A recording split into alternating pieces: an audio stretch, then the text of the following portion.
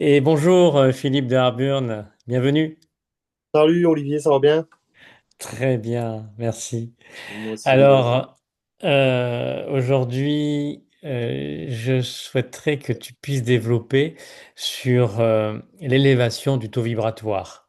Comment aujourd'hui une personne qui travaille dans le supramental peut élever son taux vibratoire. Et puis même pour des personnes qui pour l'instant, sont peut-être qu'en initiation lunaire. Mhm. Comment ils peuvent travailler sur l'élévation de leur taux vibratoire? En fin de compte, l'élévation du taux vibratoire, c'est pas un concept, c'est pas quelque chose qui se fait encore par le désir égoïste ou par le libre arbitre. C'est quelque chose qui se fait par rapport à des prises de conscience majeures.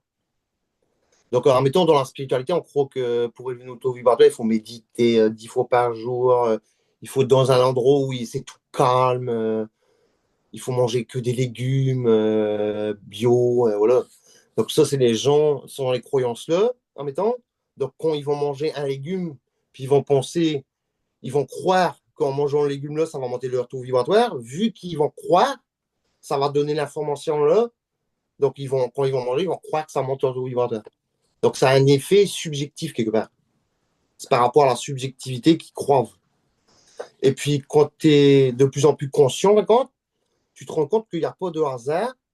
Donc l'esprit fait en sorte de donner des informations qui sont plutôt vibratoires, on dit.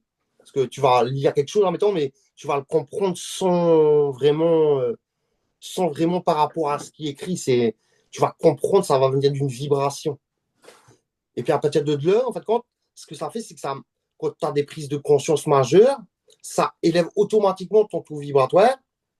Et puis au fur et à mesure qu'on a des prises de conscience, et puis qu'on sait que la pensée vient d'ailleurs, c'est-à-dire que quand on reçoit, en mettant des pensées qui veulent nous tirer sur une faille, en mettant, pour nous donner des émotions ou pour nous baisser nos taux vibratoires, ben, vu qu'on a une conscience qui est capable de soit de ne pas donner de valeur aux pensées subjectives, parce que tu n'es plus identifié à la pensée vu que c'est pas de toi.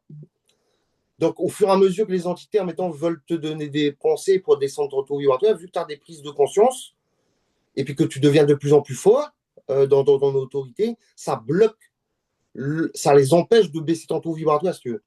Puis au fur et à mesure qu'on avance dans l'initiation, en mettant, donc l'esprit nous fait montrer encore d'autres choses pour qu'on ait encore des prises de conscience majeures.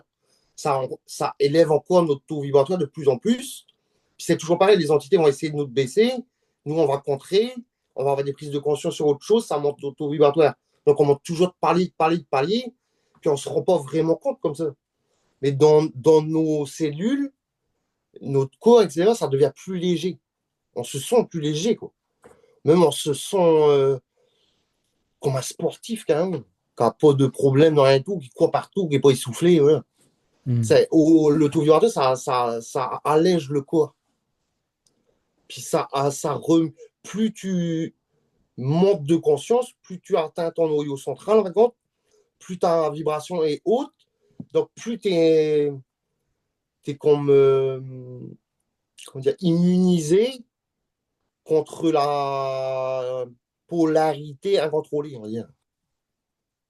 Donc, ça fait que tu restes toujours bien dans ta peau.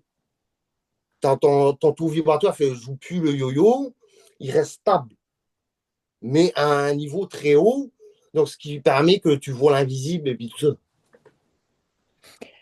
Alors, la prise de, quand tu parles de prise de conscience, c'est vraiment, comment dire, c'est lorsqu'on sort de l'état de machine, c'est-à-dire que c'est vraiment cette notion d'observation, c'est-à-dire on s'observe, hein, quand tu parles de prise de Là, conscience. ce que je veux dire par là, c'est qu'en mettant, au début, en mettant, on est spirituel. Voilà, on est manipulé parce qu'on prie des entités, voilà. Puis subjectivement, eux, ils nous font croire que c'est bien, donc on se sent bien, voilà, c'est un faux bien, en fait. Tu peux me répéter ta question, parce que je perds du fil de ce que je Sur veux la dire. prise de conscience, comment tu Ah, peux voilà. définir la prise de conscience? Ouais. Comment tu la Donc définis? là, mettons, on est comme ça, on est assujetti, puis au bout d'un moment, on est spirituel, on cherche, on souffre tous les jours, machin, puis au bout d'un moment, on en a marre quoi, de vivre ça. Donc, sans on se rendre compte, on a une colère vibratoire, que ça s'appelle. Puis là, on commence à gueuler sur l'esprit. On dit, c'est pas normal, donne-nous une réponse, fais quelque chose, quoi. Ça, c'est une colère. Ça peut être subjectif en même temps, tu vois, c'est un mélange. Mais ça crée quand même quelque chose. Ça va faire en sorte que l'esprit va te donner une opportunité de grandir. Il va te présenter quelque chose en général par rapport à la vibration que tu as eue de colère. Pour te montrer que tu ne vas pas rester bloqué dans un truc bloqué. Donc là, il va te faire lire quelque chose, je sais pas, une vidéo de Bernard Moll ou une vidéo de moi ou n'importe qui. Puis là, ça va donner des prises de conscience. Puis rien que déjà la première prise de conscience qu'on a, mettons que la pensée vient d'ailleurs, ça monte notre taux vibratoire. Puis ça, la première chose à intégrer qui fait qu'on arrivera à se désastraliser. En fait. Parce que tant qu'on n'intègre pas que la pensée vient d'ailleurs, on est pris dans le jeu de la pensée, puis on croit que c'est nous. Voilà, donc l'esprit fait en sorte de nous donner des réponses à l'horizontale que j'appelle au début, parce qu'il va nous faire lire un livre ou il va nous faire écouter une vidéo, etc. Puis selon les prises de conscience de l'instant présent, ben, ça fait toujours c'est comme si on monte d'échelon, on monte de conscience. Quoi.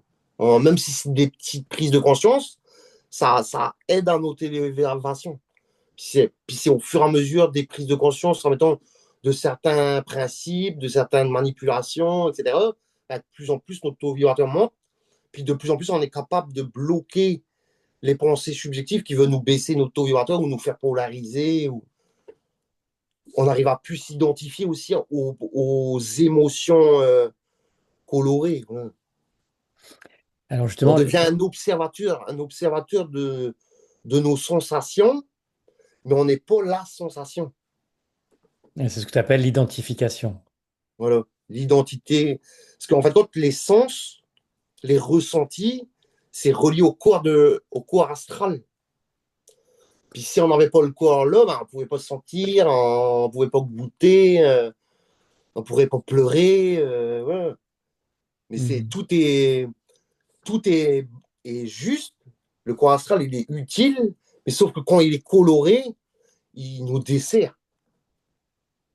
Mhm. Parce que le corps astral, au fur et à mesure que tu prends des prises de conscience, en fait, puis que ton taux vibratoire monte, ton corps astral, il se transmute et ton âme. Puis ça fait que le corps astral, au bout d'un moment, il devient utile, parce que c'est à partir de là que l'âme manifeste nos besoins, la création. Donc l'esprit nous donne la prise de conscience pour élever notre taux vibratoire, puis notre âme se décolore, donc automatiquement notre taux vibratoire quand toujours à s'élever. Mhm. C'est-à-dire que les, les- les- les expériences que nous vivons, qu'elles soient, on va dire, polarisées, hein, que ce soit bonnes ou mauvaises, nous permettent justement ces différentes prises de conscience, en fait. Mmh. L'idée, elle est là. Et j'en viens justement euh, à dire que il n'y a pas de formation, en fait. Aujourd'hui, on ne demande pas d'apprendre qu'est-ce que supramental. Alors, bien entendu, ces vidéos et puis celles d'autres personnes hein, qui ont fusionné sont là pour justement sensibiliser les personnes sur cette science de l'esprit.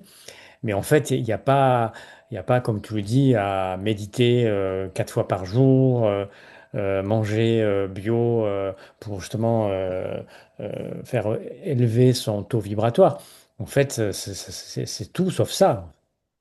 Ben, en fin de compte, qui a vécu une fusion, mettons, son esprit lui a fait faire vivre plein de tests pour qu'il comprenne ce qui est juste ou pas juste, ce qui est vrai, ce qui est réel ou pas réel.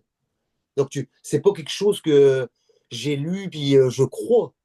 C'est quelque chose que j'ai moi intégré par rapport à mes expériences puis mon vécu, etc. Donc, c'est quelque chose qui est absolu en moi. Et je ne dis pas aux autres de croire ce que moi je sais, parce que c'est vibratoire. Donc, si les autres sont rendus à un niveau supérieur d'expérience, admettons, qui sont rendus de plus en plus dans leur conscience, quand tu utilises le verbe peut-être d'esprit, les autres comprennent ce que tu dis, parce que c'est universel, ça, le savoir. Tout le Mhm. monde sait la même chose, sauf qu'on est coloré par tout ce qu'on a appris. Mhm. Mais au bout d'un moment, à force de voir des choses qui sont réelles, puis par rapport à. Admettons, tu vas écouter une vidéo de quelqu'un, Puis après, l'esprit va faire en sorte que vu que tu as écouté la vidéo là, il va te faire vivre un événement juste après pour que tu comprennes ce que tu as écouté. Donc l'esprit, il joue un peu comme ça, avec les jeux de forme, machin. Puis arrivé à un certain moment, quand tu es vraiment en fusion, l'esprit n'utilise plus de forme, ni de livre, ni d'écriture. C'est intégral, c'est en nous, on sait tout. Donc au bout d'un moment, on ne se pose plus de questions, on ne pense plus, on sait. Donc ça émerge de nous dès que quelqu'un nous pose une question, on sait. Il n'y a plus de croyance, Non, plus aucune croyance en fait. le monde devient simple, ça devient l'esprit, c'est simple. Alors nous, on complique tout parce qu'on a des croyances, on a la matière, on a plein de choses qu'on a appris qui font qu'on est bloqué dans un système qui fait que l'homme part en décadence. Parce il sait toujours trouver des solutions matérielles. Puis en fait, quand c'est pas du matériel que la solution à venir, c'est de l'éther. Puis de l'éther, c'est un monde sans forme et à énergie libre. C'est-à-dire que quand tu intègres ton esprit, tu deviens comme l'énergie, tu deviens libre de tout. Tu n'as plus de croyance de rien, puis ton énergie est devenue libre, absolue. Donc n'importe quoi que tu vas prendre ou manger ou n'importe quoi, ça devient libre et absolu aussi. Donc tu n'as plus de croyance à me dire, oh, je vais manger la banane là, si elle n'est pas bio, ça va me rendre malade. Je fais un exemple. Oui, mais Ou c'est je vais ça. fumer une cigarette, c'est toxique. Parce que tout le monde croit que c'est toxique. Puis en même temps, il y en a un qui va avoir un cancer des poumons alors qu'il n'a jamais fumé de sa vie. Il y en a qui ont fumé toute leur vie, il n'a pas de cancer des poumons. Rien que par là, les gens devraient se poser des questions. Hein. C'est pas à cause de ça. C'est à cause de autre chose qu'il faut aller voir plus loin dans l'univers ou dans la conscience de l'esprit pour trouver pourquoi on est malade. Mais c'est pas à cause de la forme directement. C'est à cause de. En général, quand on a des maladies, c'est soit que c'est karmique, ou soit que ça peut venir aussi d'émotions. On a reçu des chocs émotionnels puissants, puis ça déclenche des maladies dans le corps, comme ça. C'est pas obligatoirement à cause des toxines. Mais souvent, vu que l'homme croit ci, croit ça, ben son atome original, il est comme lui, il croit. Donc il manifeste ce qu'il croit.